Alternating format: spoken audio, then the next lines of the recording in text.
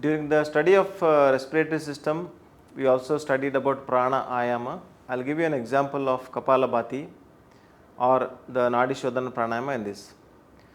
When we do Nadi Shodhana pranayama, there is an alternative nostril breathing. Nadi, we call it as Nadi. So there are some belief system says that there are 72,000 nadis. So nadis are maybe subtle bioelectrical energies or psychoneural energies levels, which we call it as nadis, which main of them are recorded is Ida left side, Pingala right side, and in between of this Ida and Pingala is a Sushumna nadi. So these three are main nadis of human body, where to channelize these nadis there are certain breathing techniques are done. So Nadi Shodhana pranayama is to cleanse by nostril dominances, to make the nostril dominance both sides equal. So normally there is a research says that every 40 to 45 minutes one of the nostril will become dominant, and after 45 to 50 minutes other nostril will become dominant.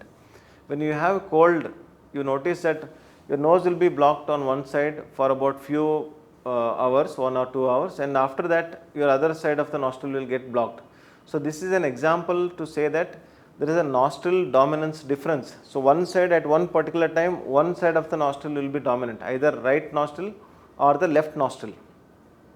So when you do Nadi Shodhana pranayama, is actually what you are doing is you are trying to balance the nostril in such a way that signal from the left nostril you are sending to the right brain, signal from the right nostril you are sending to the left brain.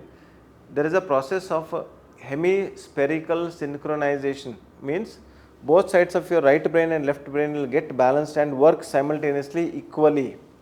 So there is a different process. By this breathing techniques of pranayama, you are also stimulating the brain, not only your left brain but also simultaneously stimulating right brain. So your attention span, judgment, your memory, your intelligence will get enhanced with this breathing techniques. So it is something very interesting. When you do this by nostril breathing, it will also stimulate your respiratory system in a particular way to enhance the breathing. So when it comes to Kapalabhati, what you are doing in Kapalabhati, you are exhaling out more carbon dioxide and taking inhalation of, passively you are inhaling oxygen. By this what happens, it will stimulate your respiratory control systems, and by that respiratory control system stimulation, it is a kind of exercise. It will send a signal to the brain saying that something is not okay in terms of your acid base, and body tries to correct it by changing the volumes of acid and base content in your body. So this is a beautiful mechanism where I feel because of the acid base strength of you can get extremes of weather conditions, you will be better, extremes of disease conditions, somebody is having more cold, you will be having less cold, something like that. Somebody is more susceptible for infections, you as a breathing practitioner will have less susceptibility to infection. Somebody is having more immunological problems, you will be having less immunological problems, because you are changing the pattern of acid base inside the body by working out with the breath. So this is the beauty of depth of yoga practice and the understanding of anatomy and physiology, especially your respiratory system.